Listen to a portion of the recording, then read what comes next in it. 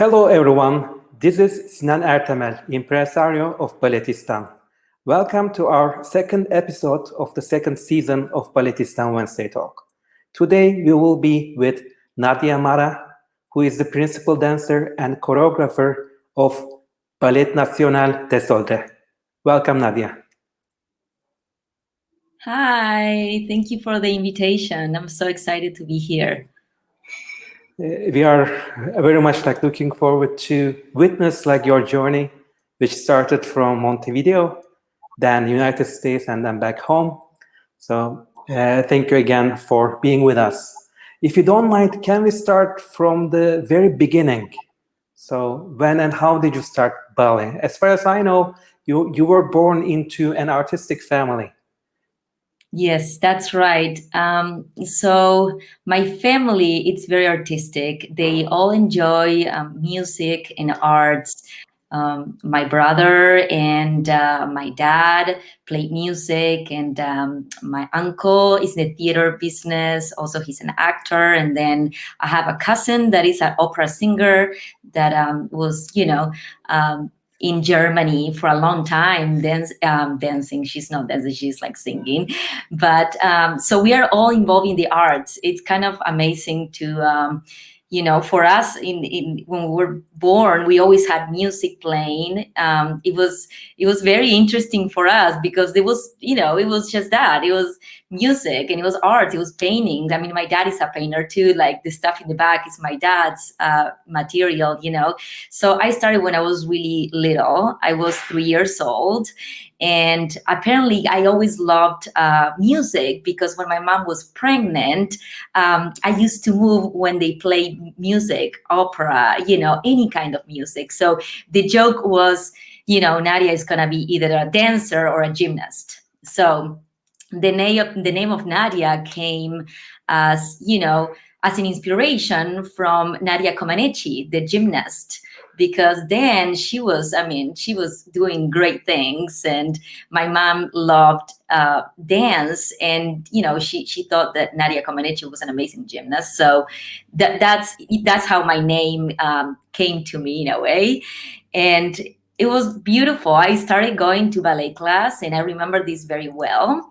And I remember my first steps, and I loved it. That's all I wanted to do. For me, it was something that I wanted to do all the time. It was not another thing that I wanted to do. And these are pictures of me and my brother. Oh my gosh, this is me as a little baby. But, I was always a mischievous little, human being. And this is actually part of a documentary that they just filmed in Uruguay. But and this is the theater. This is the National Ballet of Uruguay, where I am actually at. But we'll get back into details about that. And I started at the National School of Uruguay actually when I was 8. From 3 years old to 8, I was in a little school. I was not in the National School of Uruguay. Okay. So what happened is that the teachers at the little school were right there. They're showing. That's where I used to live. They thought I was very passionate about dance, and they thought that maybe I could go, to train in a better studio. Why? Because the studios, they didn't have hardwood floors, so then it had ceramic floors. So then when I had point shoes, I was slipped, right? It was more as an entertainment, right? My first school. And then I went to another school where the principal dancer of the National then was the teacher. And she trained me and trained me and trained me until I was 12.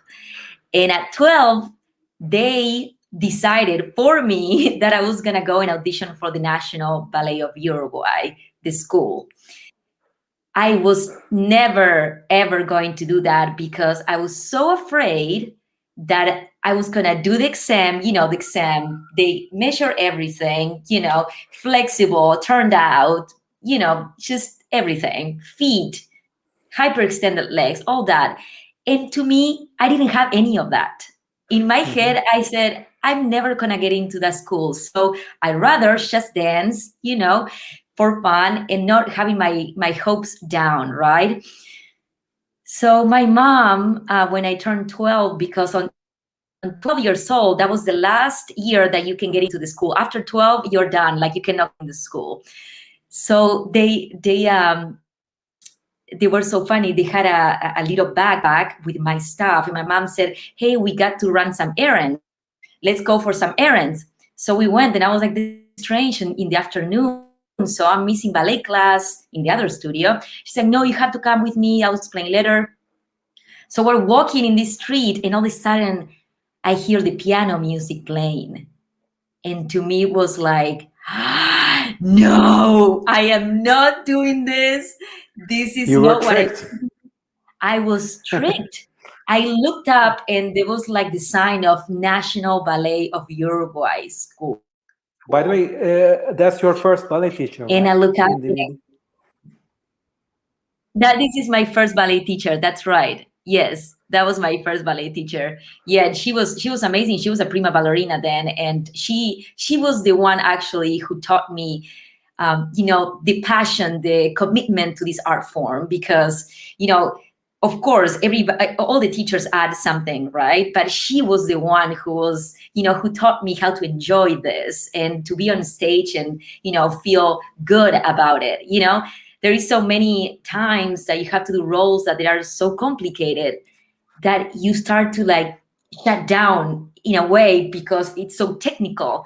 So she actually trained me in a way that I could enjoy doing fouettes, even though they are hard, or other things. So I think she was the one who actually helped me to kind of go through all this without being in a crisis. But I got Uh, into, yes, let you finish your story. By the way, you heard the like piano sound, and you right. went to the like audition, like at that moment. How did it happen? Right. So I hear the piano and I look up and they have these huge, huge windows. And I see the piano kind of facing the window. And I knew it was the National Ballet. And I was so scared. And I got in and I told my mom, I'm not going to do this. There is no way I am not going to do this. I am so scared. And she's like, yes, you are. She kind of took me in. And when I got in, I saw all these little girls like me, also very scared and also like very nervous. And I said, oh, I'm not the only one like this. So I think I feel okay. I think I can do this. So I remember having a conversation with another girl that was there, and I said, "Are you scared? Do you think you're not gonna get in?" I was like, "Yeah, I probably won't get in." And I was like, "Me either. Like, I don't think I will get in." And she said, "That's okay. Let's go and have fun." Okay, let's go and have fun. So we went and we went upstairs. I remember there was a big, big, big stairs, and I looked down. I was like, "Mom, I don't know what I'm doing. I hope I get in, but if I don't, I mean, it's an experience, I guess." So out of 300, I think it was 5 of us that got in. And I always, remember this story because, they do measure everything like all times. I don't think they do that anymore, right? And they look at your feet and your legs and all that stuff. But at the end, they put music on, they play music, and they said, now dance, just dance. So that's when I danced the way that I was trained, and I enjoyed it. And I was traveling machetes. And of course, they were like, oh, she actually knows how to dance. She's not here just to start in first position, right? So I believe, I never asked the teachers, but I believe that's why I got into the national school, because they saw how much I love this. So then I did the national for only 5 years because they saw that I was more advanced. They put me in first position at the bar, and I already knew how to do fouettes on point. So then slowly they decided to just move me up. And when I was in Oh. 8th grade, which was when the graduation year, I graduated. It was amazing. I couldn't believe it. It was amazing to me. I said, oh, actually, I did it. It was hard. It was very hard. I'm not going to lie. It was very hard. But, only 3 of us graduated from, in first grade is like 30, and then you keep going up, and they, some of them they get out of the school, unfortunately, because I don't know, it's unfortunate the way that it works, but I think it works in all parts of the world like that. I'm not sure, but yeah. As far as like I can see, I mean, you loved ballet so much that you didn't want to disappointed right. by the audition itself. But I think like by your like passion, you impress like the jury right away. And I think like you have that energy like throughout your like career. Like when you're on the stage, you just exude, passion and love. And I think that's very like evident from your Yeah. career. Yes, I do. I really do. I think I don't see myself. It's unfortunate that I don't see myself doing anything else, right? Like to me, dancing is but I think I was born to be doing this.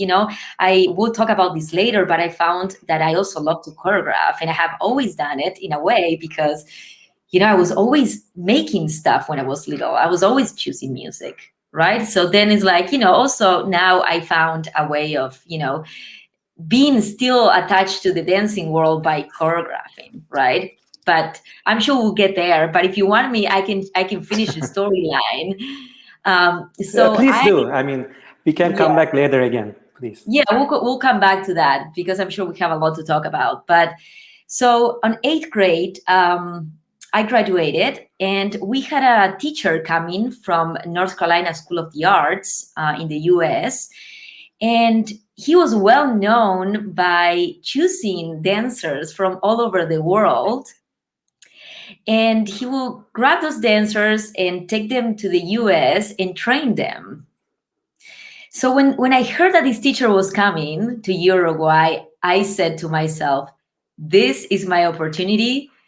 This is the time where I have to show him that I actually love this and that I deserve an opportunity, right? Mm-hmm. So what happened is that he came and he taught us class, and he decided to teach us a variation from Nutcracker. It was the Balanchine version of Sugar Plum Fairy, okay? Mm-hmm. And he said jokingly, whoever does this the best is coming to me, is coming with me to the States. And I said, this is my time. This is my time. This is my time. So that's what happened. The good thing about this is that when he told us that it was a more complicated version, because we were used to the Royal Ballet version, okay? Mm-hmm. We all knew that because we also performed the Nutcracker as students, and I did Sugar Plum Fairy in the school, so I'm like, oh yes, I got this. But when he said, your school, like, was it more like Vagonava or Royal Ballet style in terms of teaching? it was it was a mix of things. So we have a lot of Cuban teachers also in the school that they were amazing, that they taught us the Cuban technique, and then we had mostly and then this Cuban technique. But then we had other teachers coming from other schools. So then, and I think in a way it makes you very versatile, because when I went to the States and I started learning Balanchine, which I never seen before live, and when I never had a class before, I could adapt very quickly because it was a different kind of technique, right? Mm-hmm. So what happened exactly this variation, because they used to play it on TV in Uruguay. They used to play the whole version of the New York City Ballet. And it was Macaulay Culkin, sitting as an actor, being in the Nutcracker, and they would show it here every year. So my dad recorded for me that version, and I used to watch it and watch it and watch it and watch it and watch it. And guess what happened? I actually learned the whole variation. So when he taught the variation, I knew it already. I knew it.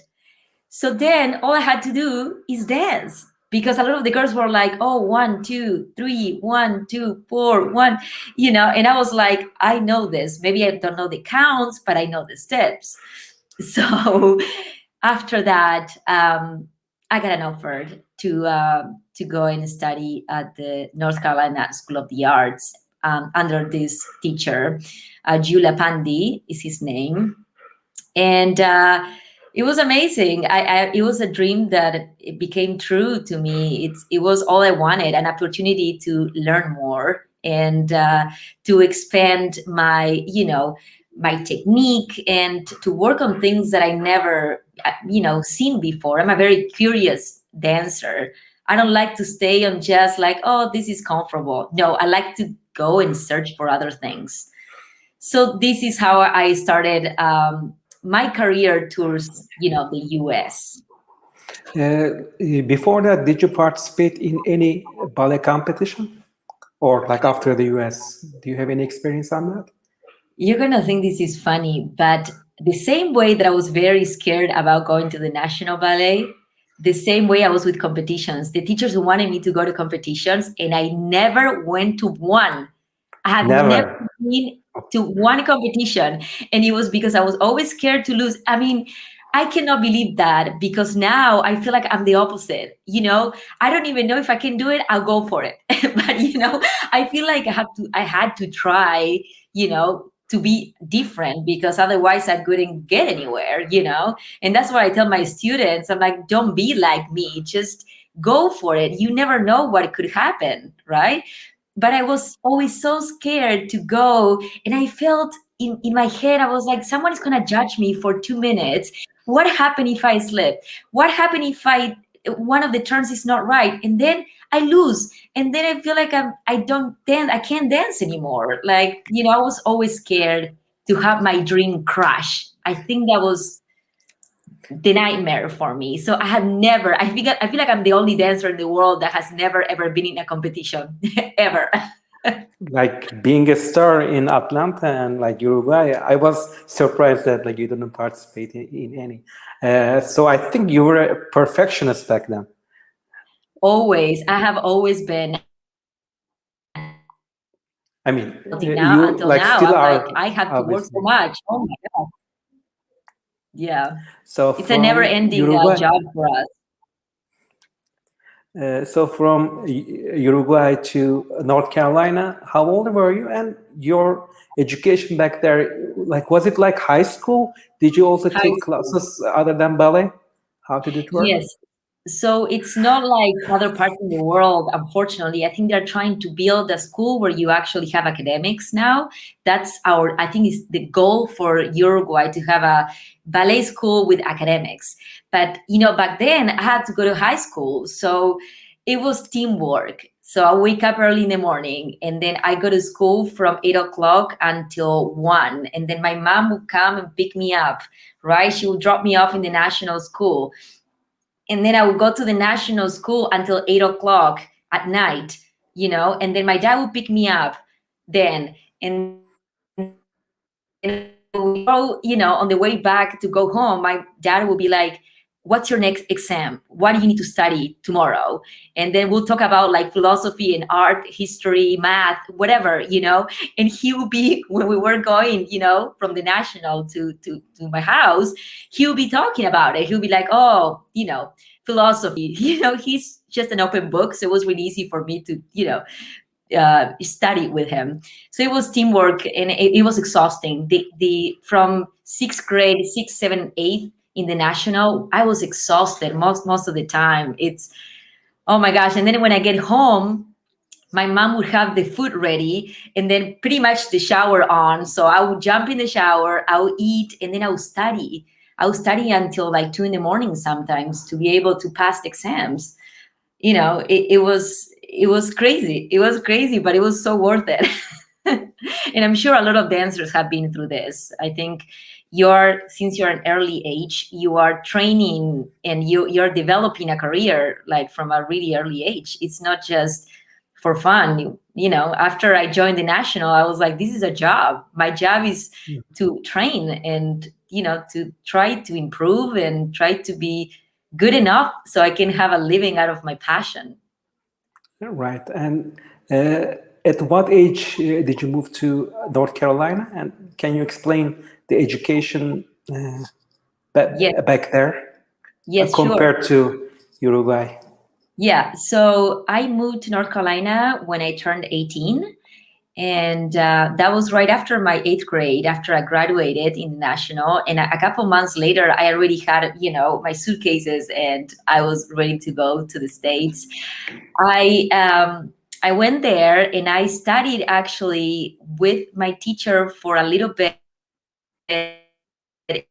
in the School of the Arts of North Carolina, but I didn't keep my academics going there, because when I went to the States, it was even more. I had more hours of dancing, and it's not that I went to a university to study both. I went to university so I could train with this teacher that actually was a teacher at the university. So what happened is that I had private classes with him until like 10 o'clock at night. And then, I was taking classes in the school, like the art classes, right? Like the ballet classes, partnering and, variations and that. So after that, he took me to Charlotte, where North Carolina Dance Theater was located and still located. Mhm. And he took me there to see what it was like, and to have an opportunity to work and to be in a company, right? Because I got into the States and it was all students like I was, and the deal was for me to try and dance in a company there, right? That was my dream. So he's like, let's start there because it's so close to where we are now. And also they have a different technique, Balanchine, because Jean-Pierre Bonfou and Patricia McBride, which were big stars in the New York City Ballet, were directors then of the company in North Carolina, okay? And I went there and I auditioned to actually a summer program that they had for for the company and the students, and I got in. I did that audition and I got in. So I went to Chautauqua in New York, which is a big program here in the States, where they train dancers from all over the world how to audition to get in. It's the most beautiful place in Buffalo, New York. It's like outside. It's not New York City. It's like New York up, Buffalo. And that's how I got involved with the company. Then, they thought that it would be a good fit to join the company as an apprentice there. And I joined the company, and it was amazing because it was very challenging. I like the challenge. It was very challenging. It was all Balanchine, all Balanchine. I mean, we're doing Agon, who cares? My first variation there was Stars and Stripes, that it was amazing. I had a great time.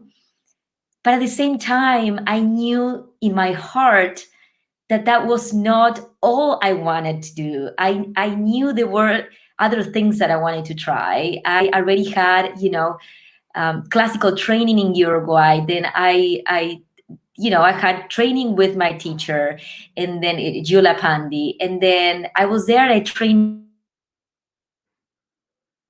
But I want more. I want different things. I want different styles of dance. So I talked to the directors and they understood. And, I'm a very passionate person. I mean, I was like, I just want to try other things too. And they got it. And so they contact Atlanta Ballet, which John McFall was the director then. And they said, hey, A legend. A legend, exactly. And I didn't know anything about the Atlanta Ballet. So they said, I think I can see you dancing in this company because you are very versatile. Like you like to do everything. You don't want to stay with just the classical training.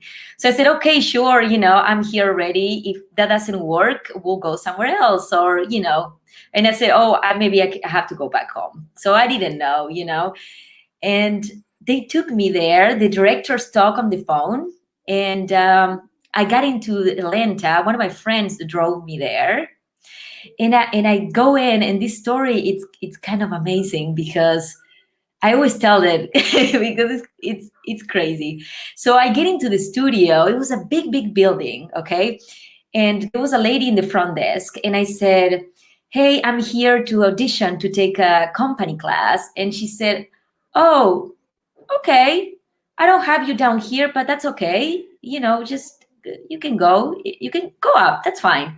I go up all the way up. I'm like, I'm so lost. People were so nice. They were so friendly. They're like, oh, who are you? And I was like, I'm here to audition. And they're like, oh, come here, come to the dressing room. I was changing with the girls there. I was like, okay, this is fun. Like it. They're so nice. Very friendly American people. Like I think they are like that. Very, very friendly, but not just American. I mean, they had in the dressing room, I could tell there were different accents, right? They had people from all over the world in the company. And I was like, oh, I feel comfortable just being right next to you guys. I don't feel like my accent is weird, right? Is I come, they were all like, you come from where? Uruguay? Wow, like that's so far away. Some people didn't even know where Uruguay was. And I was, showing the map, so funny. But the story is that I go to the room, the studio, and everybody was in their bars, and people were so friendly. It's like, oh, stay wherever you want. Some ballerinas or dancers, they like their own spot at bar, right? It's like, this is my spot, nobody else should take it. There was Pecking order. Yes. right. Yeah, exactly. And there it was amazing because everybody was like, okay, take your spot. So I did. I was like, oh, here's fine. I remember I was in between a wall and it was a weird space, but I was like, it doesn't matter. So I start taking class, right? The teacher comes in. It's a male. I was like, oh, interesting. He didn't introduce himself. And I said, okay, interesting. He's very laid back. I like it. So I started taking pliés, tendues, dégagé, grand battement, bar, center, tendu, adage, allegro. Nobody came to watch me, right? Usually in the auditions, what happens is like the dancer comes and then the ballet master comes, teachers come see you, directors, of course, they come, they look at you, they're like, oh, is she a good fit for this company? Nobody came, right? So, when I I was wonder why. yeah, I was like, okay, my life is already so strange. I'm just gonna have fun. So I was having time. People were talking. It's like, oh, go forward. Oh, I love how you jump. And I was jumping again, and we were talking. And so at the end of the class, thank you. We say thank you. We bow to the teacher. And at the end of the class, the teacher comes and he said, "Who are you?" And I said, "Oh, I'm Nadia Mara from Uruguay." And he's like, wait, you were supposed to come tomorrow. And I said, Oh, no. I said, I'm pretty sure they told me. He's like, oh, well, it doesn't matter. I'm John McFall. I'm the director of the company. wow. And That was the director. he was the director. And he was so funny because he was correcting me in class. He's like, yes, dance. And I was dancing. He was good about making the dancers move in class. It wasn't just about like proper technique, but it was about everything else. It was about the artistic part of dancing. So it was meant to be. I think it was meant to be. After that, he said, where are you now? I don't understand where you are. He's so funny. He was like, I don't understand where you are because how did you come to the state? He wanted to know everything about me. And he knew about Uruguay. He started to talk about tango and about the country itself. And I felt so accepted from the beginning, right? We went downstairs and actually we went to his office, okay? And in his office, he I really like you. I love your personality. And I think I want to offer you a contract.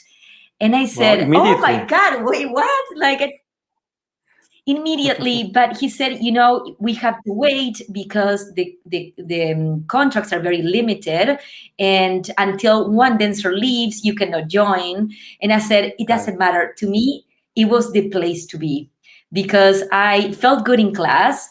I felt that the environment was very supportive, and I liked how he was talking more about dancing, not just about you know yes, how do you present your heel forward, but how do you do it dancing, not just heel forward, things like that.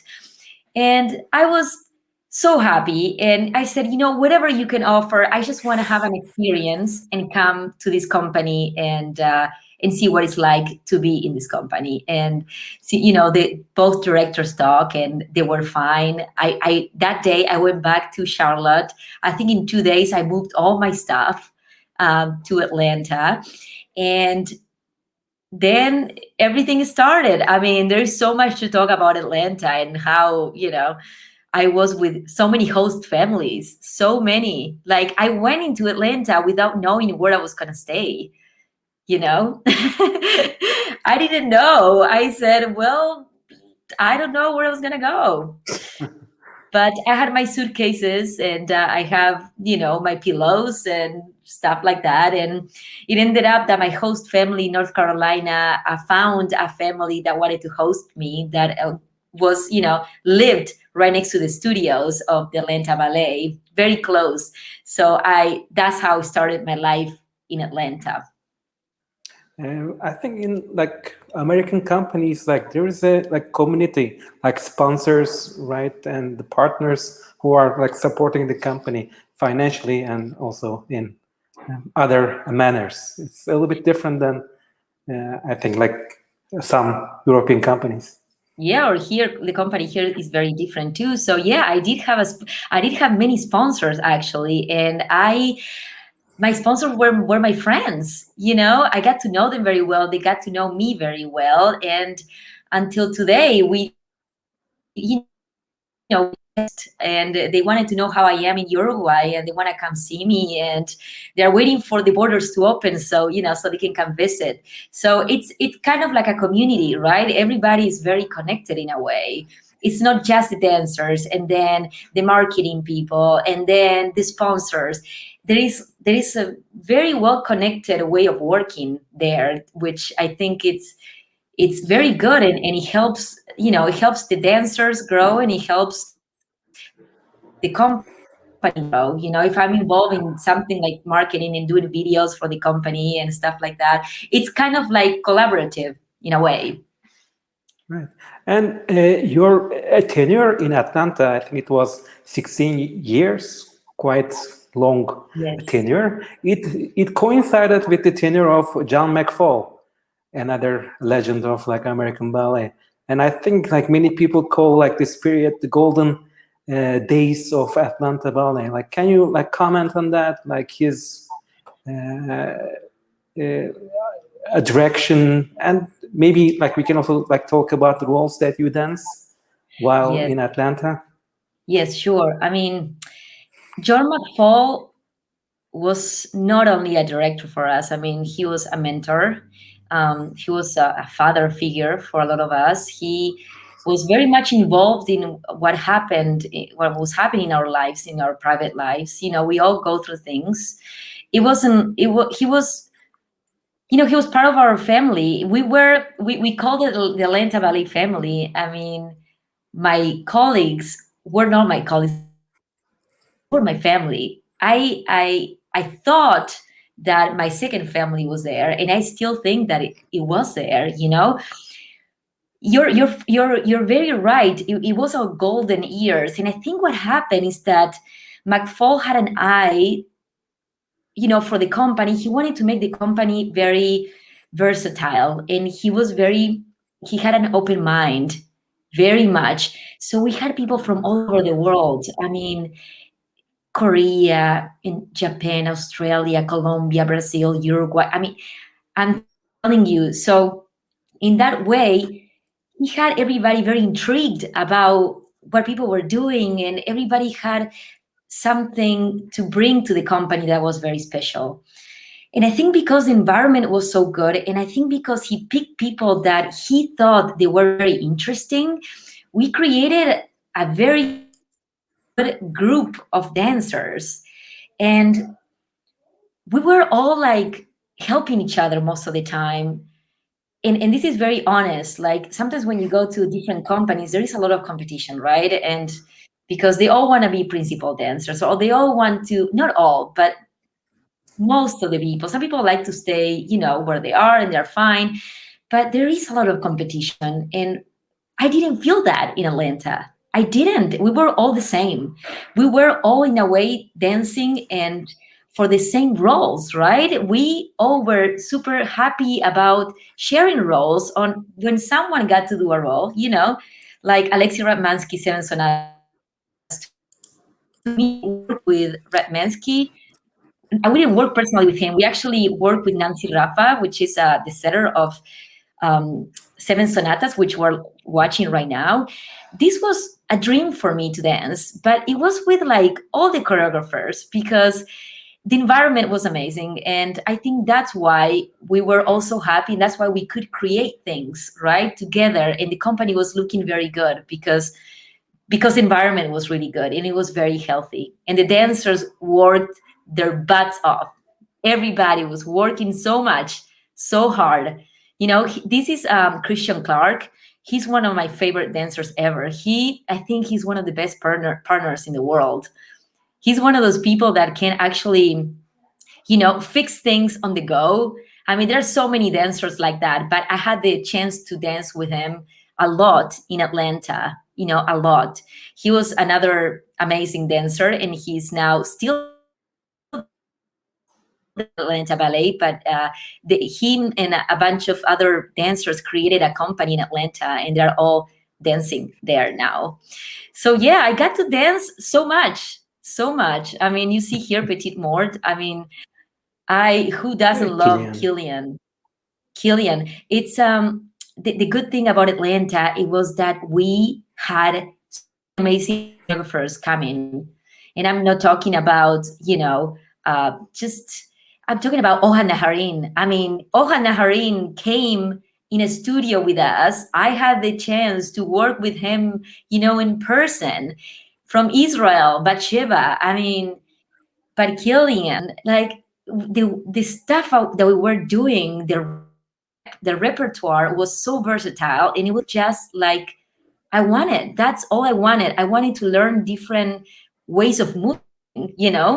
I didn't want to stay just in the pure classical form. I think it's beautiful. And I love that people just dance that sometimes. And they're so beautiful and perfect. But, I know I'm not that. I know I'm passionate and I am, I want to do more stuff. And in Atlanta Ballet was all I dreamed to be because of the rep. The rep was amazing.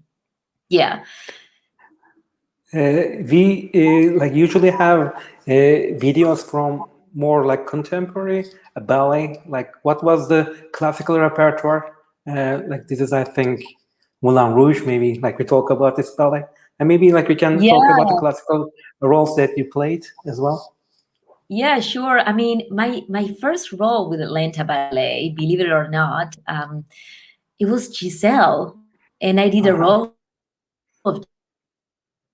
And unfortunately, I don't have footage of that. I was only 19, and Violette Verde, which was an amazing superstar of Balanchine world, but she was French. She came from the French school and was a superstar at New York City Ballet.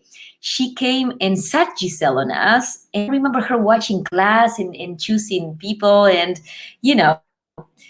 I never thought she was going to choose me to learn this role. Of course, it was my dream, but, I was young and it was my first year in the company. So I had no hopes, really, really. I had no hopes. And she actually gave me the opportunity to learn it. And I remember I saw the casting up and I couldn't believe it. I couldn't believe it. I was like, no, that's not my, are you sure? They just put my first name, Nadia, maybe someone else. And it was me. And so that was my first role, classical role with Atlanta Ballet. I mean, it was my first role, was doing Giselle. I was 19. My parents came to see me dance. It was my dream. I was so nervous, so nervous. I did a show, and after that I felt like I was in the right place, just because they were, from the beginning they gave me opportunities, which is very important as a dancer, because otherwise you can grow, right? So yeah, and then I did Don Q, Don Quixote. I did that. We did, stuff like neoclassical stuff. We did a lot. Being a like Beautiful. Hispanic All those dancer, ballets. sorry, like being a Sorry, Hispanic what did you dancer, say? like being a dancer with Spanish origin, I'm sure that like Don Q was like special for you. Oh my goodness, I loved it, and I was so intrigued by the castanets, how to play them. In Uruguay we have flamenco classes in the National. Mhm. Was so obsessed with like castanets, so the variation, the ta- ta- ta- ta- ta- ta- ta- ta- ta- ta- ta- ta, I was really like, I remember, really going for it. But also my parents came to see me. That was a dream role for me. I love Don Q, and I love everything about that ballet. Since you're little, and if you're a dancer, a ballet dancer, you always dream of doing those roles. And let's don't forget about Nutcracker. I mean, how many Nutcrackers have I done in my life? I have no idea, but it's probably like 500.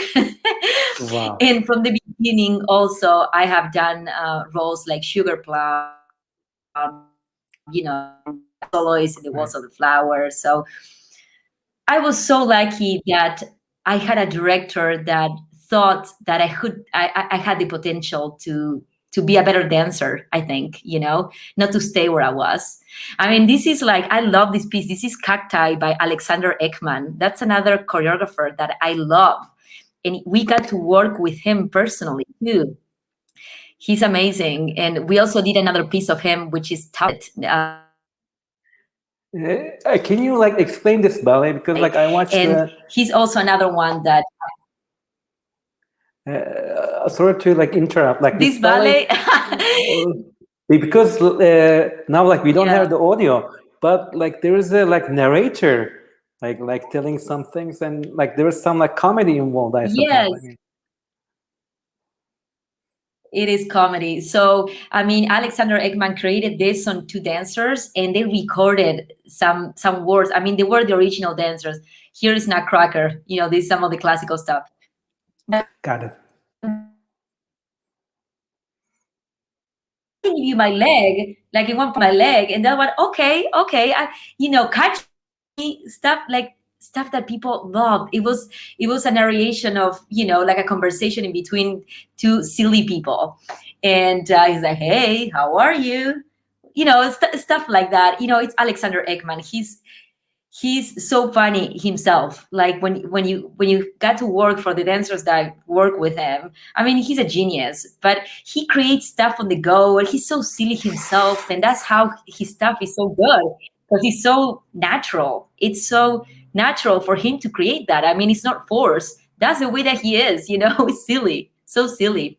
So yeah, and this is actually Nutcracker, but it's John McFall's Nutcracker. It's his choreography. That's why it's a little bit different. And the dancer, that's John Walker. He was a superstar in Atlanta. I had the pleasure to do a lot of Nutcrackers with him. I think most of the time I danced with him, but I didn't have a lot of partners in Nutcracker. I mean, it's 16 years of dancing Nutcracker, so I mean. Every Christmas season, maybe 10 shows, something like that. Every Christmas, I mean, we had like, at the beginning, we had like up to like, I think 25 different shows, 25 shows. I mean, there is like 5 casts. It's a lot, but hey, I like it. Put me on stage anytime, especially now that we're not on stage. I'm like, I will do Nutcracker 20,000 more times. On stage again. Oh, I love this piece. This piece is Annabelle Lopez Ochoa. She is amazing. It's an amazing choreographer. She recently has done stuff for English National Ballet. I mean, she's huge in the ballet world, and it's nice to have a female choreographer to, I don't know. Most of the time we have male choreographers, so And I think it's like gender fluid, like the costume of the male different dancer. view in a different. Exactly. No, I mean, and she's amazing. She's super inspiring. And this is from another female choreographer. Her name is Helen Pickett, and Oh my goodness, Helen Pickett. She has created many roles for me. I had a great connection with her. You know, sometimes you connect with choreographers right away, and for her was mostly like, just go for things and I'll go for it, and then she will, twitch it and do little different things. But we had amazing pieces with her. We did Camino Real, which was so beautiful. We did Dracula, which it's very, I love doing this ballet because it's very theatrical, and anything that's theater for me, it's so good. It's so good. I love telling the stories, But Michael Pink also, he has done amazing stuff. He was the director of Milwaukee Ballet, and here we have Ohana Harin. I mean, look at that. That's Sekus. And that was, this is the second time that I did Sekus. That was my first one. I don't know if you know that piece because it's very well known and a lot of companies do it. But this piece was amazing. And the thing is that there is no videos out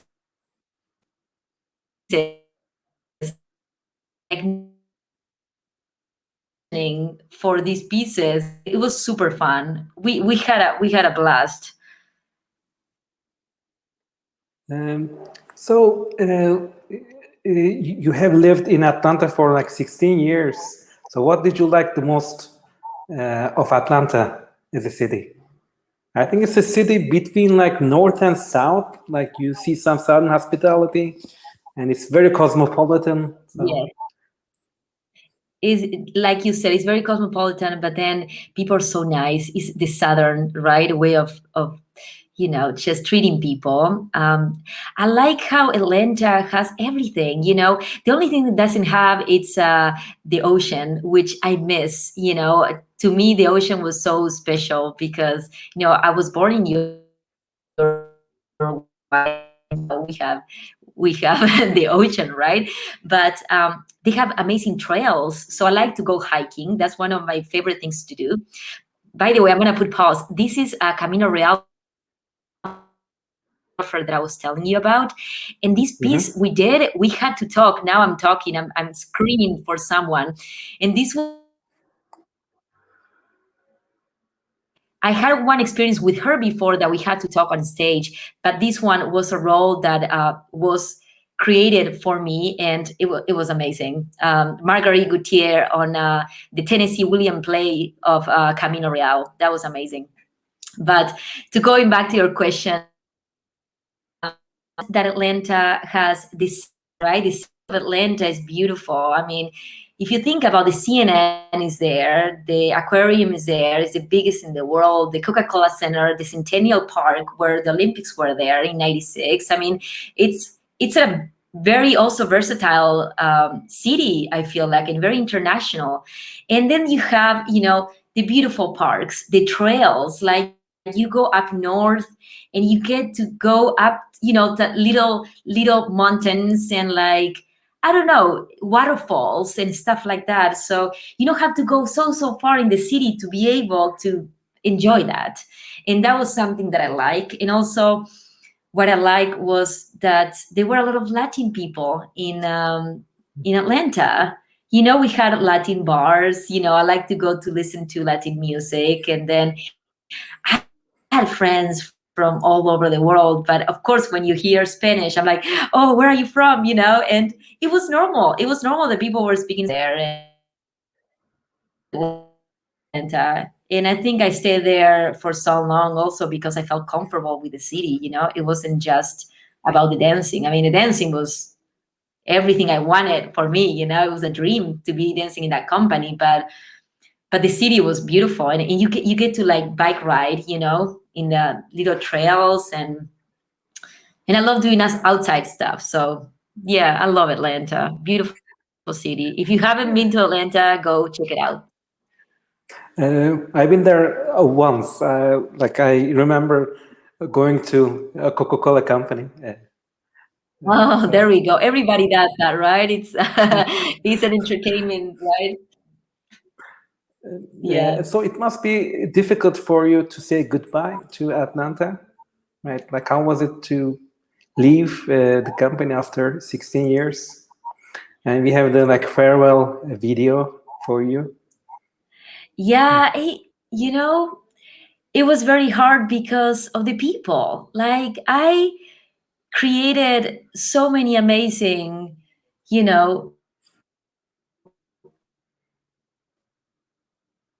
I think the what was very heartbreaking at the moment was not feeling that I wasn't going to see those dancers anymore. It wasn't about the company. Yes, I mean I loved it, but the people at the end, the people what make everything special. You do this career and you're by yourself on stage or like with a partner, but then if you don't have good friends, of if your environment is not good, then you just leave and you're like, okay, I'm fine. But for me, it was the people. Like I miss seeing all of them, and I still have friends in Atlanta Ballet now. But a lot of friends that I have, they are like all over the world, so we're still all connected. And I didn't have a proper farewell. I mean, this is our video of saying goodbye, because when I decided to leave was, in March, Pandemic. when Yeah. the pandemic started. And I remember being in the studio and we were rehearsing, and that's Tablet by Alexander Ekman that I talk about. Uh, we were in the studios and they were, we have to go home. We don't really know what's going on, but they're saying on the news that we need to be careful. And that's when everything started. And I knew that year in May I was gonna leave, and we were gonna do Firebird and a piece that I love by Yuri Posokov, which is a great, great choreographer. And I didn't get to say goodbye to the audience, I think, but the audience saw me dance for a long time. I mean, 16 years is a long time. So, and I hate saying goodbye anyways. Even when I actually came to Uruguay in June. So from March until June, I was pretty much trying to get my life together so I could come to Uruguay. I mean, it's half of my life was there, so I had to bring everything. So because of the pandemic, I couldn't really say bye to a lot of people. Like I couldn't hug them. A bunch of them, I didn't have the chance to say I love you and I'm sure I'll see you soon in person. Now everything is online, and unfortunately that happened. But it is what it is, and we have to all go through this. I'm sure people have the same issues doing other things, performing for a role that they dream on, and then everything was canceled. I mean, jobs, yeah, everything. So I feel that didn't happen just to me; it happened to the whole world. So it is what Right. it is, right? We live life like that. You gotta live like Yeah, that. So exactly. I mean, like you definitely like deserve a like better farewell, but I hope like things will like come back and you will have a more proper farewell. And I am sure that being an international artist like from Uruguay, I think like Uruguay wanted you back like for a long time. They wanted you back home. So yes. like, so how did it happen? Like your move, and I think maybe in some sense, like you came back a little bit like later than expected. I don't know. Yes, yes. So what happened is that, I started my career with Atlanta Ballet and I was dancing a lot and I was getting a lot of roles. I was interviewed by CNN, by this amazing, amazing, actually person that works there. And that actually got a lot of my material out in the world, and especially in Uruguay, because it was like, oh wow, she's doing very well. And of course, after that interview, the CNN interview, I got a lot of calls from people here in Uruguay saying, hey, maybe you should come back and show your done there, but show it here and be here, you know. And my teachers were calling me, and my friends here, they were so happy for me. And it was not the right timing, I was dancing so much. I was getting to work with amazing choreographers from all over the world. And to me, coming home, yes, of course, I always wanted to do that, but it wasn't the time. It wasn't the time. So what happened was that Julio Boca was the director of the National Ballet of Uruguay then, and he sent an email to all the dancers, Uruguayan dancers from all over, that they were all over the world. So we all got that email, the special email. You open your inbox and it says Julio Boca, and you're like, what? For us, a big star. I mean, he's a big star for the ballet world, but for us to have him as a director, I mean, I was tempted. I said, maybe I should go, because I know that whatever he's gonna do with great quality. I mean, he was a dancer principal with American Ballet Theater for a while, but he guested all over the world. He has amazing connections. I mean, I said there is nothing that can be going wrong. But you know what? I was struggling with that, and I ended up saying not yet. I talked to him and I said, listen, I actually would love to go back to Uruguay, but I know it's not the right timing. I mean, I was getting to do roles that I didn't think that we were going to do here in Uruguay, because the repertoire here is a lot more classical, right? And since I've been always so hungry for doing other things, I mean, we were doing stuff by Liam Scarlett. I mean, all the choreographers, amazing. Twyla Tharp. God bless his soul. Twyla Tharp there. Yes. I mean, sad news for the ballet world. Very, very sad. We worked with him twice, and he was the sweetest man. And I had a great experience working with him and amazing conversations. It was unfortunate, yeah. His news were shocking for all of us that work closely with him. It's devastating. I remember one of my best friends in Atlanta texted me that morning. He couldn't believe it, and I'm still, I mean, my eyes get all teary, because it's so unfortunate. When things like that happen, and you get to know the person so well. And he was a very he did so much for the ballet world in a way. He created amazing pieces, and the stuff that he did for Royal Ballet, the Frankenstein and all that. But the stuff that he had in his head, whatever he was going to make, I mean, all that. But yeah, so sad. Bless his heart. So young, so talented. So young and so talented. Yeah, so talented. Yeah, I couldn't say anything bad about him. He was, for us, he was amazing. And he was a great teacher. Like, we had him for a ballet class. And anyways, bless his heart. We love you. I don't even know what we're talking about this before this. Now we're all emotional about Liam. Julio Boca. And Julio Boca. You were not ready coming back to Uruguay. Yes. So then Julio, understood there was something that he didn't get my email for a long time. So then when I saw him like a year later, because I Uruguay to see my family once a year, and I go to see the company because all my friends from the national school were there. So I'm like, hey, Daddy, oh my God. And he never responded to my message, to my email. And I said, what? I did. And he never received it. And I had it with me, technology. For some random reason, he never got the email.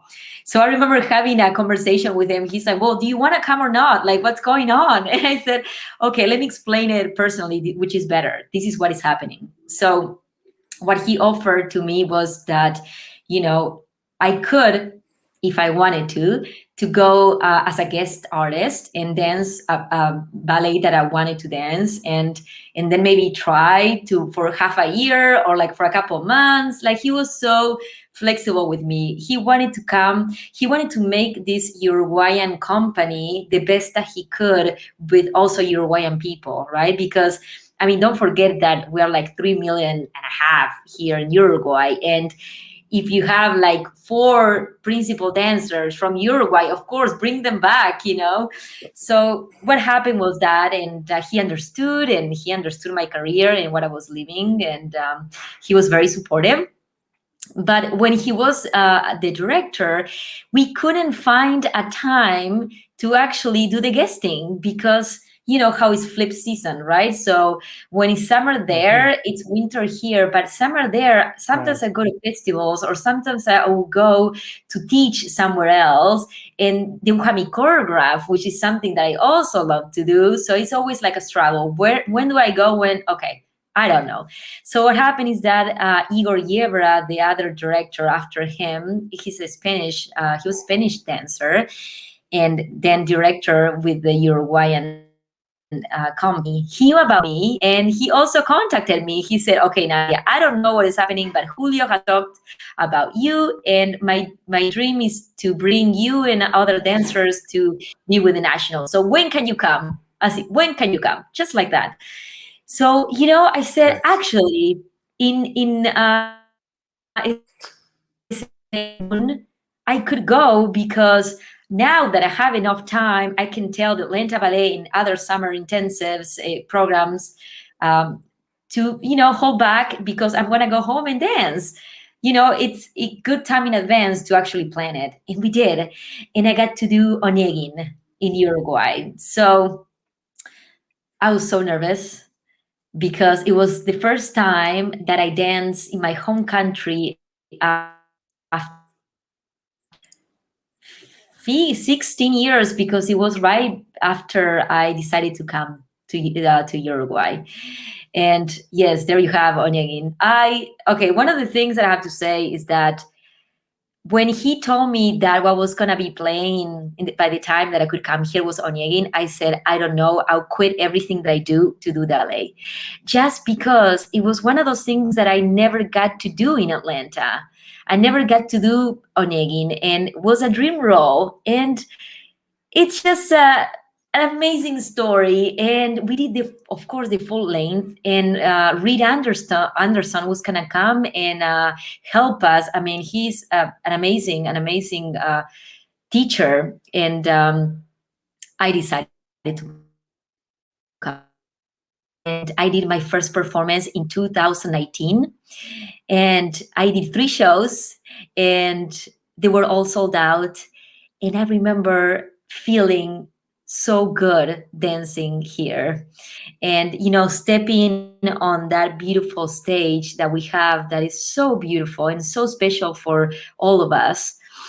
That to me, you know, it was, I had to think about it. I said, listen, you know, I'm 34, and I think it's time to show and to share with my family and friends what I have been doing, and also to share with them what I do, and to also, you know, being able to leave the theater and have an exchange with my family and saying, what did you like? You know, being an honest person, right? Being like, people are like, oh, you're so nice. And they are more like, oh, I didn't like that part, or I like this, you know, stuff like that. So yeah, to me that was the time that I decided, right after my 3rd show with the National. I had a meeting with Igor Yebra, and he said, "Hey, we have to talk." I had my eyelashes. I mean, I finished, you know, the ballet. It's still like you have At the the end, big it was, I had emotions. like big emotions. My makeup was all they, you know, to come backstage, it's very complicated here in Uruguay. So then they had my dad backstage, and my dad was crying. He was, you know, hugging me, and the director is like, I love all this, but we have to go upstairs and talk about your future before you go back to Atlanta. You know, I was going back to Atlanta the next day. So he, you know, I went upstairs. I was like, can I take my eyelashes off? I remember I took my eyelashes off, and then I went upstairs, and he said, have you heard how the audience, you know, treated you and respected you while you were dancing, and how much love they have for you, you know? And I said, yes, I know. I mean, there's a lot of family and friends. Of course, they are going to love me because I love them, you know? And so having that kind of reaction in the audience was amazing. I mean, the up and down, and I was still bowing, and I couldn't believe it. So after that, I made a decision that I was gonna come to Uruguay, and so I went back to Atlanta, and I talked to the director. I think like in your big like career moves, you always have big dramatic roles, right? Like Giselle and Yeah, now like Onegin. yeah, So, yes, very, very dramatic I love those. I love dramatic roles. I mean, give me that. Give me Manon. Give me Romeo and Juliet, the Lady of the Camels. Like all those beautiful historic roles. I love to do. I love to do in any kind of forms. Like of course, I love the versions that we dance. But if it's classical, contemporary, more modern, I mean, I can say that I like one more than other. I like all of it. I like all of it. I feel lucky enough that I feel comfortable dancing all of it. And like that's is there like any role that you didn't play yet and you're dreaming about it? Maybe some role with a different yes, choreographer. there is many roles that I want to do that I haven't done yet. Okay, one is actually Romeo and Juliet. I never done Romeo and Juliet, and it's something that I study so much. I love Prokofiev. I dream of doing that. I mean, I see the part of the scene, I see the death scene. I'm like, I want to do it. I want to play that drama. I just want to do it. And then like something like Manon, I would like to do also. But anything that it's related to new things, I like to do too. Like if a choreographer comes and it's new stuff and I like it, also I get so excited. But those are the classical roles that I would like to do that I haven't done yet. Like, can you like tell us about the like repertoire of BNS? Yes, sure. So the repertoire here, I mean, it's a big company. It's around almost it's very different than the companies. Not, I'm not talking about the companies in America like New York City Ballet, which is a big company. But a lot of the companies only have like 40 or like 30 and stuff like that. But because this company it's big and it's ranked, you got the corps de ballet, the soloist, and then the principal dancers. We do big ballets, right? So hey, Corsair, hey, Bayadere, Onegin, Manon, all those big, sometimes you cannot do Baya there in companies in the US because you don't have all the ladies, right? You have to use Right. students, and here you don't have to do that. Repertoire, it's mostly classical. They are trying to build a more versatile repertoire. They are trying. They know that we need it. I mean, even in companies like Paris Opera, where they're very classical, they still do Ohana Harin, Crystal Pite. They do all these different kind of dancing, and we do things like Petit Mort and stuff like that, and some Fort Side also. But the company has never done anything by Ohad or Ekman or those more out there choreographers. So they are trying to build it. I know that. So Julio Bocca had interesting like ideas, like mixing some Latin American dances like a tango with ballet. Like, did you have that also in the BNS? Like some Latin influence in the repertoire? yes. Yes, I did. In fact, I mean, there's a choreographer, our resident choreographer here. Her name is Marina Sanchez. She was a dancer with the National. She was a soloist with the National, and her view of the dancing that she made like tango related. So we use music tango, which is huge in Uruguay, right? Everybody knows about tango. You listen, you put the radio on, that it's gonna be tango. So and we dance. There is like a fusion in between tango and also another traditional kind of way of moving, what we call candombe, which is with drums in Uruguay. So also the movements of drums, so she mixes all that, and it's very well known in Uruguay in the national to make pieces with that kind of history, just because of the country's history, right, of tango and candombe. Yeah, and Julio, Right. Julio was a king of the tango. He could dance tango. He's Argentine, and in Argentina, yes, they dance tango very well too. So I think he wanted to also bring that kind of, feeling also for Uruguay at the national. Uh, we are talking about like ballet, but a small like digression, like a tango. Like we all know. I heard about Argentinian like tango, but Uruguay, like, do you have another like version? Is it the same, different It's tango? the same. In fact, we all fight about our tango king, which is Gardel. Okay, Gardel was. There is some people said he was born in Uruguay. Some people said he's more Argentine because he lived most of the time in Argentina. And then we fight over that. We have pretty much the same traditions. We have the mate, it's the tea, that we drink with the straw, and then we have things like the tango that we fight over, and there is things like the dulce de Okay, leche, which is like the cream of it's like. What is it called? Like a milk cream. And the people were saying, no, that's from Argentina. We're like, no, that's from Uruguay. The thing is, like, we're so close to each other that I'm not going to say we're the same because we're not the same country, but we share a lot of the same things. I see. So we fight over the same things, but we like each other. We like each other. Right. You like being like an amazing dancer with so many like accomplishments, and then you had also some passion for like choreography. Can you explain how did this happen, the transition from a dancer to a choreographer? Was it in your blood always? Yeah, sure. Yes. Okay. So we were talking about this with my dad the other day, and he said, I always thought that you could be a choreographer because you have so many ideas. So when I was a little girl, I had so many ideas always about things, right? Just random things.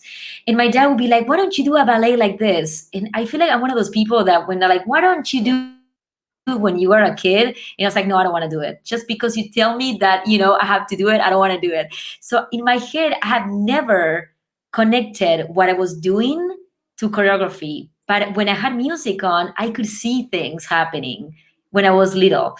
So then, I understood it. I put into words what that was. Yeah, that could be choreography. I think I could be, I could try to do something like that. So what happened is that in North Carolina, they had like workshops where they had dancers that wanted to choreograph. And I said, I want to do it. And people were impressed, and they were like, you actually have a very interesting vision in what you want to say. I said, really? So little by little, I started actually choreographing in schools, like in the Atlanta Ballet School in the summer programs. Okay. So then little by little, I started to get more of the taste of what it was like to actually create stuff, and having dancers, translate what was in my head, put it into words, and then into movement, and then into dancers. And I enjoyed it so much. So I started like that in schools, and I choreographed pieces for the Atlanta Ballet, second company.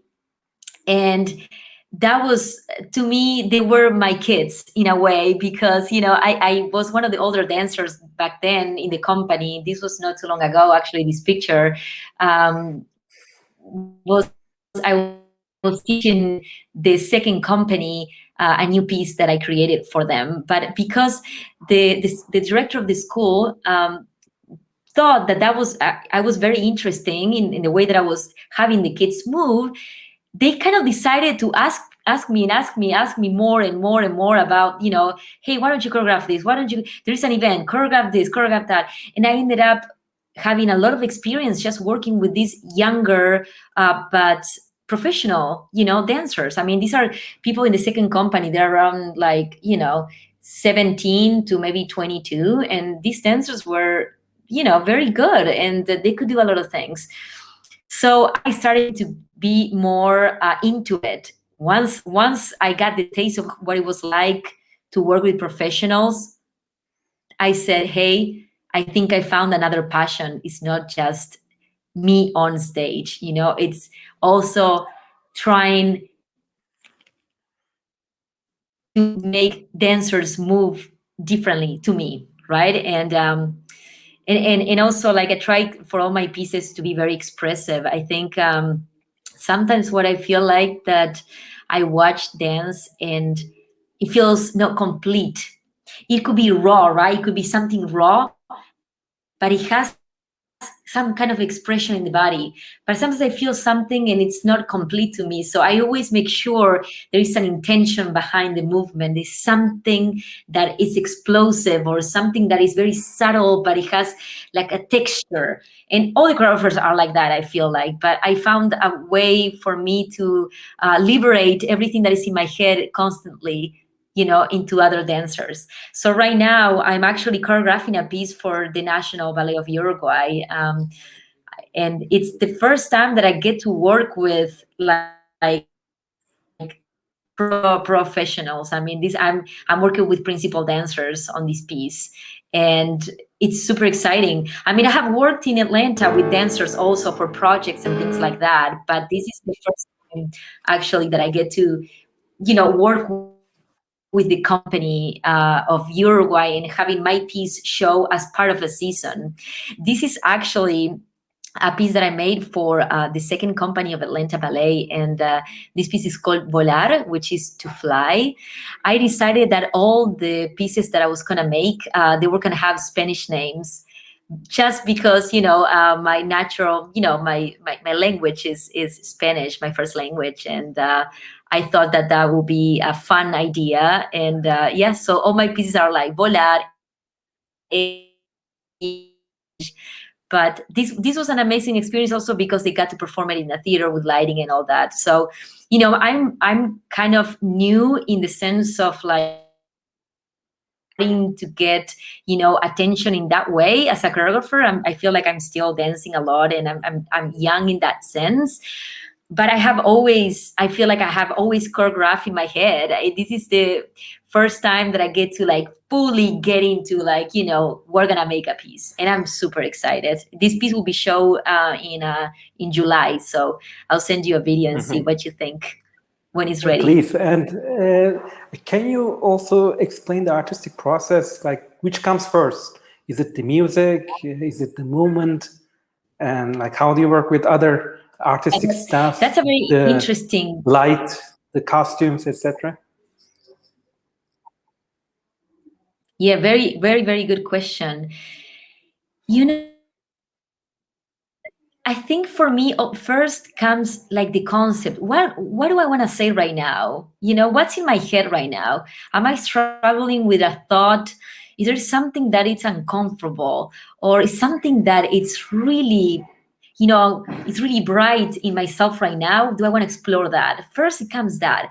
And then whatever I feel like I am at the moment feeling, right, I choose music. So music is one of the first things that I have to have, and I have to be very connected to the music. I'm one of those dancers, and when I dance, I connect with music right away. I just don't count. I don't like counting. Like, now that I'm teaching my choreography, I have to count it. I have to write it down because I don't like counts. I feel the music, I feel the accents, and I know accents are right for me. And but of course they are not inside of me, so I have to teach them what that is. But music is very special. This is actually Rachmaninoff, which is one of my favorite composers of all times. Rachmaninoff, it's like amazing. It's very, very inspiring to me. I choose music, and then I work first just myself and try to find movement that connect with the music and the feeling that I have with me and what I want to inspire and what I want to talk about. And then I go to the studio and I see a dancer and I have like a phrase that I want to show, but then in the studio I get to mold it with the dancer, because not the dancer is not like me, right? He doesn't have the same physique. And I love to choreograph on men. I enjoy choreographing on men. There is something about, I don't know if it's because I feel them when I see them, and I know what they can do. So I love doing parodies, like partnering stuff. I in my cast now there is mostly men and then 2 women, because there is something about that male energy that it's really nice for me. Uh, as a dancer, what was your most natural move, like a ballet step? Was it jumps or turns? I'm more of like a fire kind of dancer, less adage like, like adagio. Those things, yes, I connect with that, but naturally I'm more of like a quick mover, jumps, turns, more explosive, Kitri. more donkey, more Kitri. Yes, I mean it comes natural to do all those things, and like fast footwork and stuff like that. And of course I can do Giselle because I like it and I love it, but it takes more of me to really like, okay, calm down, this is a little different. But I learned how to do all of it. That's a good thing about dancers, that we can adapt. We can adapt very well. I mean, I've seen dancers do like Natalia Osipova. I mean, come on, she can do an amazing Giselle, and then she's Yeah. the best at doing Don Q, but then you see her doing something contemporary and she's amazing. I mean, she's one of those people that I really admire, because it's like what a true versatile dancer she is. You know, it's so good and it's inspiring. It's like if she can do it, like I mean, she's amazing, but we can try. It's no, don't stay in your box. Don't think that you're just good at one thing. Just explore. And I always tell my dancers that, my students, or even the company dancers that I'm working now. It's like, don't be afraid. It's like, oh, that's too low. I don't think I can go that low. Yes, you can. Like just try. Yeah, exactly. Yeah. That's the mentality. And then, like, talking to you or like writing to you in the last 2 weeks, it seemed like you don't have any free time at all. But if you had like some free time, what what would you like to do? Like, what are your hobbies? Yes, you're right. I mean, I don't have a lot of free time. The schedule here, because we're working on Zoom, and also we are working at the theater some days. It's insane. Like the day never ends in a way. And because we're working from home, and some people feel comfortable at home, I feel less comfortable. I have to do more because I feel like I'm at home, so I'm not doing enough, right? I'm one of those people that I always like, okay, I finish my day, but I need to keep choreographing, or I have another projects on the go, and I have a lot of things to do. But when I have free time, that I make free time, it's not that I have free time, I make my free time. It's the beach. I mean, I'm so lucky that I get to and walk on the beach, disconnect, going for walks or bike rides or trails. Those things are so good for me because I disconnect, right?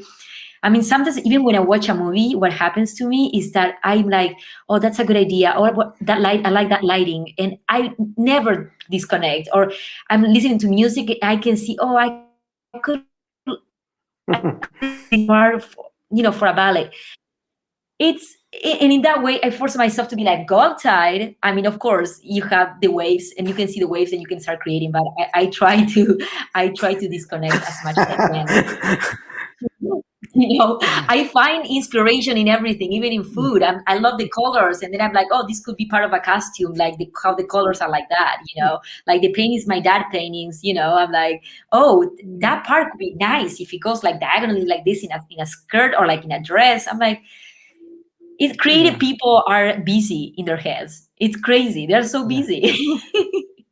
It's crazy. I mean, it sounds like a blessing, but also like a curse, because like when I look at the beach or waves, I don't think anything at all. I mean, Beautiful. Exactly. That's how it should be. That's how it should be. But then you're calm and you're looking at the waves and you're silent, and then a thought comes and you're like, oh no, here we go, I have an idea, it's like that. But I think I enjoy being an artist, and I enjoy that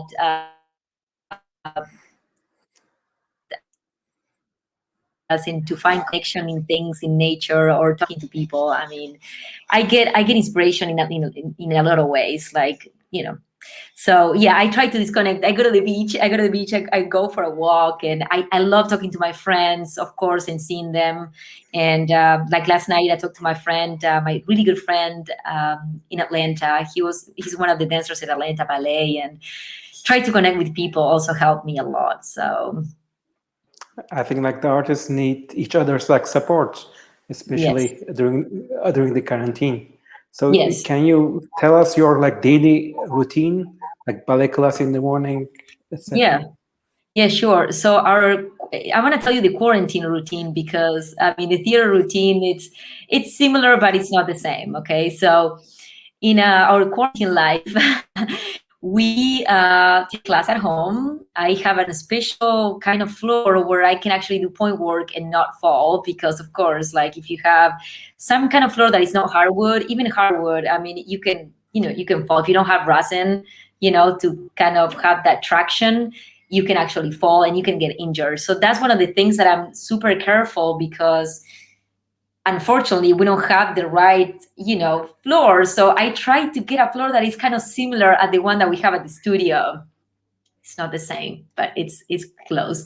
So we start our class, and I put the floor down and I warm up, and at 8:30, so yeah, 8:30 I start warming up, and at 9 o'clock, so early, we have class. At 9 o'clock we have class, and it's an hour and a half class. And then we have a break, which is not too long. Sometimes it's only 30 minutes. This is at home. I'm telling you that we're at home. And then I will tell you the theater. And classes, we either have like point classes, or we have choreographers that come and show us their style. And we've been having class from, I'm telling you, like bachata, which is a Latin dance. We had philosophy classes. Because we were not preparing anything, because we couldn't, we can't prepare stuff at home. I mean, we were supposed to do Sleeping Beauty the next month, and unfortunately they had to cancel because there is not enough time to train the dancers properly, because we're at home, there's no way, right? So we were having all these gyrotonics class, Pilates class, yoga class, I mean astronomy class, history class. It has been very interesting. But for the past 2 weeks we have been working in our pieces. So me as a choreographer, I have a group of dancers, but we are 5 different choreographers that they audition to they compete to get into the national repertoire. And I'm one of the dancers, and also I'm one of the choreographers. So I got to actually teach them by Zoom my choreography, which is not the best, because I have to go, this is my right arm and this is my right elbow, and then you go under the right, it's exhausting. But so we finish our day at 4 o'clock. We have breaks here and there, but it's quite busy. And then once a week, and now it's gonna be better because things are better in Uruguay in terms of quarantine and the pandemic.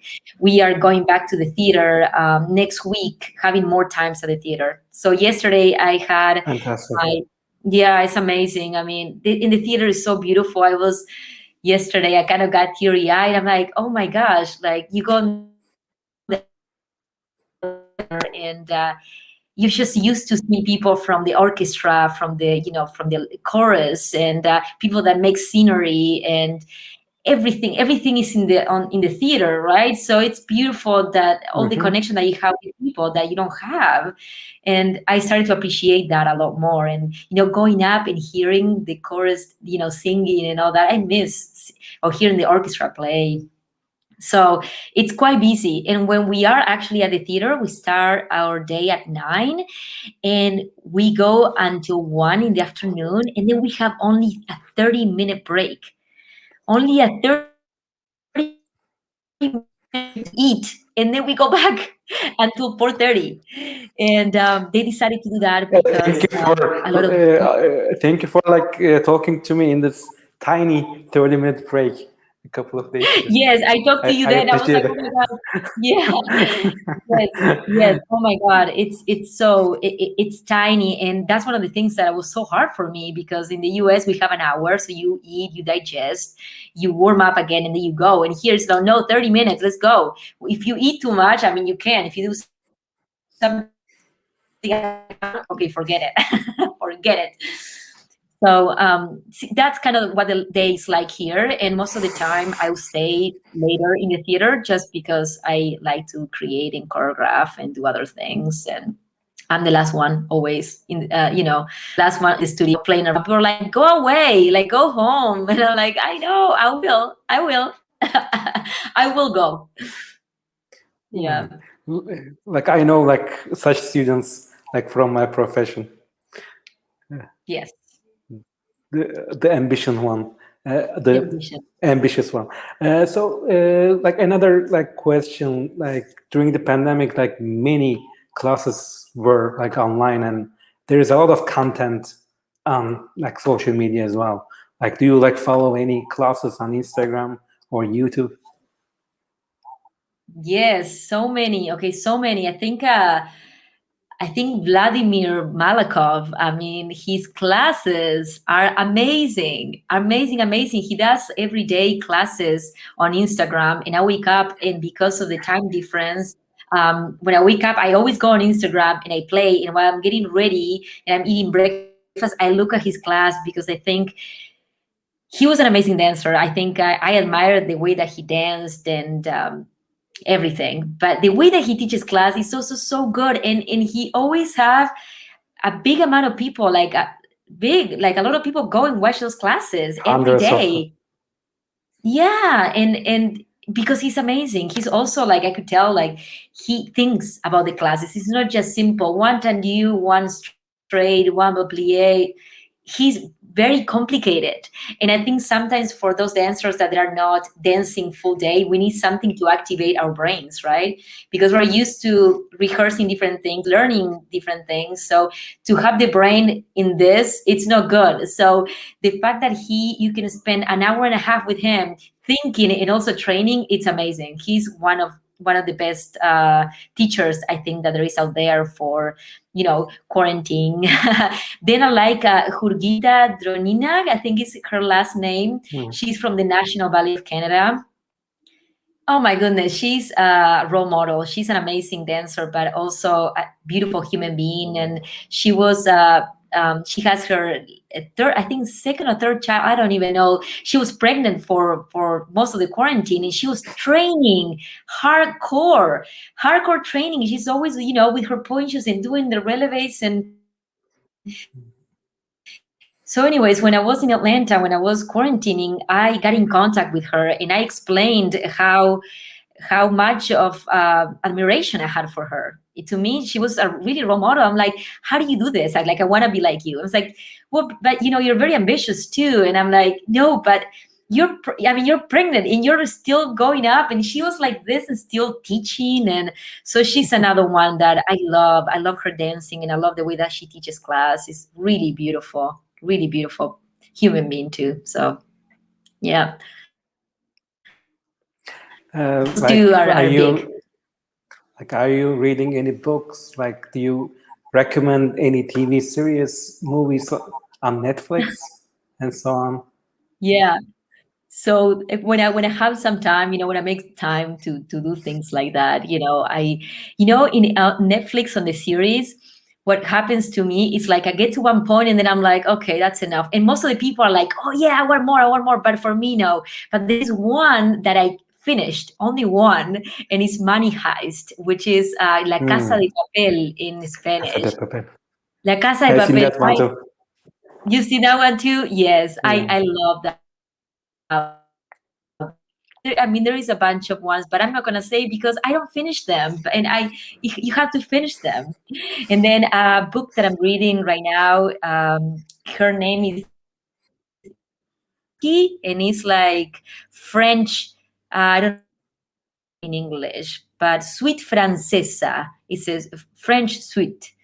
And she's amazing. She was a French writer by Ukraine. Born. She was born in France, but she lived in Ukraine.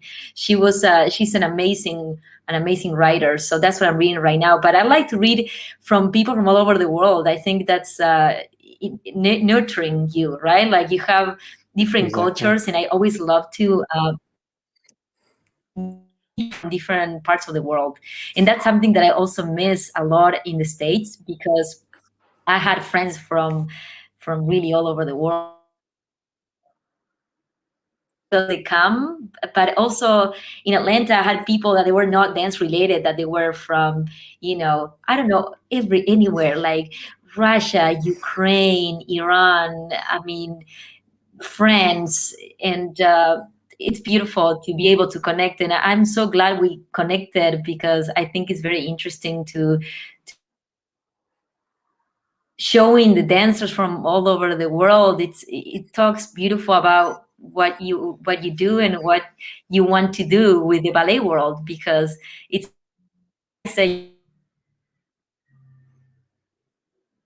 doing here so far away, and you know me. So thank you for that.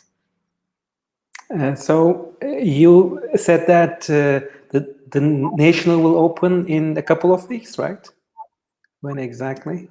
Yes. Yeah. So the national, actually, I mean, we were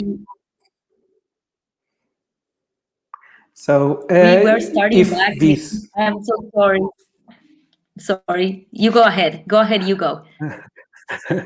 Oh, sorry about the connection. So if like somehow like we are able to travel to like Montevideo, like what's the kind of the signature like performances that we need to watch in the national?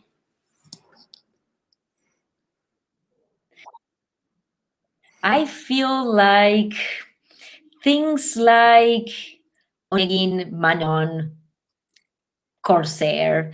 I feel like those big ballets are really good, here, because we have a really nice corps de ballet. Like the corps de ballet here is impressive. I mean, the girls all talk to each other, and they're like, you're not doing that right. And they're very out front here. So perfect. And they get really mad when someone does like something a little different. They're very, straightforward. So I think the big ballets are good. I mean, Don't Q. But I think maybe because I like those ballets too, but I think something like Manon and Onegin, I think that Latin dance are very expressive. So when you go to see things like, those dramas, you can really feel them. I mean, dancers are so expressive, but I'm just saying in the culture of, Latin culture, people are so out front. They're angry. They show you that they are angry. Right. They're not very like, oh, I'm angry. You know what I mean? So it's natural for people to act like that. So the big ballets, I think, any big ballets will be good to come see. We are actually doing. We were supposed to do Sleeping Beauty, but I think because of the timing of things, we're not going to do it anymore. But we are doing A Streetcar Named Desire by Tennessee Williams, which is an amazing story, and it's kind of neoclassical. The choreographer, Tina, his name is Mauricio Weinroth, and he's very famous here in South America. So we're doing one of his pieces when we go back.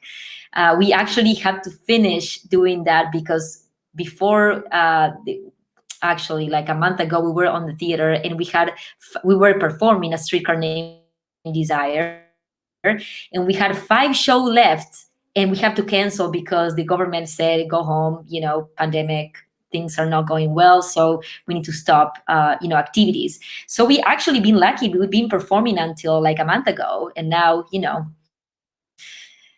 we have to go back. So we're going back to do The Streetcar Named Desire, and then we have The Wizard of Oz by Francesco Ventriglia. He was the director of New Zealand Ballet, and he was our ballet master when Igor Yebra was here. So we're doing that piece here. It's gonna be a premiere for the National, and I'm very excited about that. Right. And I think like currently some good news is coming from all around the world, especially like the nations who have somehow started with the vaccination. But still, I think it's coming together slowly for performance art. So, and like some people are trying very hard to find the energy and passion to keep going, like pushing themselves. Like as a dancer, choreographer, and teacher, like what is your message to the younger dancers, for example? To always remember you felt when you dance, right? Because we are so lucky that we get to dance as a job. For most of us professionals, or like the students that are working towards living your dream by working, doing your passion, right? Just remember how you felt when you were on stage. So when you feel discouraged and you feel like we're not going to go back ever again, just remember that feeling. Close your eyes and feel that. And once you feel that, you will reconnect with that and you will feel better. That has helped me a lot. And just to think that we are actually gonna go back because things are slowly getting better. So we need to be ready. We need to be ready to go, and we cannot just, of course, we cannot sit in our homes doing nothing. So we need to find inspiration, whatever it is for you. It could be playing music before class. It could be seeing another dancer's work, or watching ballet videos and remember what that is, or have time to study other things. But whatever makes you go and keep going, just try to do that. And everybody's different, but it has helped me a lot to kind of remember why I chose this as a profession and why I still keep choosing it, even though things are complicated, right? So it's like in a relationship, right? When things get complicated, but you still know that you love that person. I mean, I'm talking like that because it happens to everybody. So don't give up.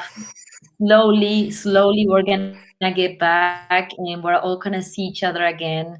And I hope I get to meet you in person, and I hope I get to meet dancers from your country and different parts of the world. Hopefully, dancing all together one day will be a dream of mine. So I want to thank you with all my heart. I think this has been an amazing connection that we built, and I'm very lucky that you chose me to, highlight in this Wednesday talk.